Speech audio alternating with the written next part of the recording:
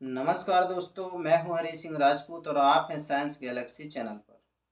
तो दोस्तों ये हमारा कक्षा 10 का है, जो प्रकाश का परावर्तन और अपवर्तन, इसका ये लास्ट वीडियो है, अर्थात चौथा वीडियो है दोस्तों। तो इससे पहले हमने 80 प्रश्नों को डिस्कस कर लिया था और अब हमको आगे 81 से लेकर के 100 प्रश्न देखने हैं।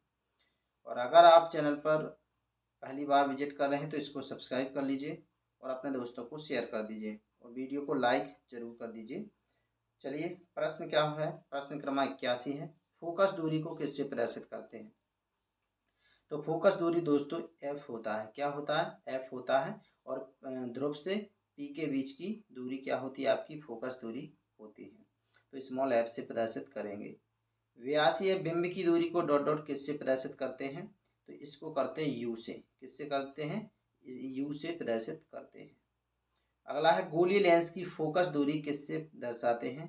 तो गोलीय लेंस की जो फोकस दूरी होती है ये भी किससे दर्शाते हैं आप? एफ से दर्शाते हैं। किससे दर्शाते हैं? एफ से। प्रश्न क्रमांक 84, लेंस की एसआई क्षमता किसमें मापी जाती है? तो दोस्तों लेंस की जो एसआई क्षमता होती है वो डाई ऑप्टर में मापी जाती है। किसमें मापी जाती है? Dioptre. प्रश्न 85 नंबर का है कि निर्वात में प्रकाश की चाल कितनी होती है?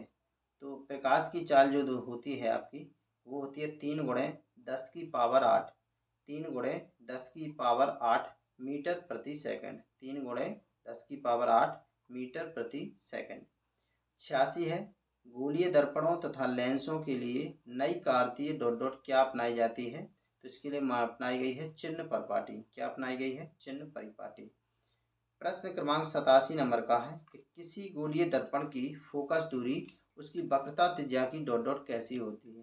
तो दोस्तों आपकी जो फोकस दूरी है उसकी वक्रता त्रिज्या की आधी होती है। कैसी होती है? आधी। अगला प्रश्न क्रमांक आपका 88 नंबर का है कि किसी लेंस की क्षमता उसकी फोकस दूरी का डॉट डॉट होती है। तो ये आपका क्या होती है? व्युत्क्रम होती है। क्या होती है? व्युत्क्रम। तो क्योंकि ये कैसा होता है? P बराबर 1/f होता है। क्या होता है? P बराबर 1/f। प्रश्न क्रमांक 89, प्रकाश किसी रेखाओं में गमन करता है। किस रेखाओं में? तो ये आपका सरल रेखाओं में गमन करते हैं। कैसा? सरल रेखाओं में और अनुप्रस्थ तरंगों में। तो आप इसमें सरल रेखाओं पढ़ लीजिए। प्रश्न क्रमांक 90 नंबर का है, दर्पण तथा लेंस वस्तुओं के डॉट डॉट क्या बनाते हैं? तो ये बनाते हैं आपके प्रतिबिंब। क्या बनाते हैं? प्रतिबिंब। प्रश्न 91 नंबर का है, परावर्तन के नियम डॉट डॉट 91 है, सभी प्रकार के परावर्ती प्रश्न डॉट डॉट किस नियम का पालन करते हैं? तो ये करते हैं आपके परावर्तन के नियम का। किसका करते हैं? परावर्तन के नियम का। प्रश्न 92 है, अपवर्ती प्रश्न डॉट डॉट किस नियम का पालन करते हैं? दोस्तों ये करते हैं आपके अपवर्तन के नियम का। क्या करते हैं? ये अपवर्तन के नियम का। 93 प्रश्न है आपका कि प्रतिबिंब की ऊंचाई को डॉट डॉट किसके द्वारा दर्शाते हैं? तो ये इसको दर्शाते हैं आप स्मॉल एच के द्वारा। किसके द्वारा दर्शाते हैं? स्मॉल एच के द्वारा आप दर्शाते हैं। स्मॉल एच डैश के द्वारा। किसके द्वारा? स्मॉल एच डैश के द्वारा दर्शाते हैं। प्रश्न क्रमांक 94 है, लेंस की क्षमता को किसके द्वारा दर्शाते हैं? तो ये आपका क्या है? लेंस की क्षमता डाईऑप्टर। क्या है दोस्तों? डाईऑप्टर। प्रश्न क्रमांक 95 है, हीरे का अपवर्तनांक कितना होता है? तो दोस्तों हीरे का अपवर्तनांक होता है 2.42। कितना होता है? 2.42। प्रश्न क्रमांक आपका 96 है, द्वि अवतल लेंस को प्राय डॉट डॉट क्या कहा जाता है? तो द्वि अवतल लेंस को क्या बोला जाता है? अक्सर आपका द्वि अवतल लेंस को प्राय क्या कहा जाता है? तो इसको यही कहा जाता है, अवतल लेंस ही कहा जाता है। क्या कहा जाता है? अवतल लेंस। प्रश्न 97, गोलीय लेंस की वृत्ताकार रूपरेखा का प्रभावी व्यास क्या क्या कहलाता है? क्या कहलाता है? ये होता है आपका द्वारक। क्या कहलाता है? द्वारक। प्रश्न 98, गोलों के केंद्र लेंस के डॉट डॉट क्या बनाते हैं? तो ये आपके बनाते हैं वक्रता केंद्र। क्या बनाते हैं? वक्रता केंद्र।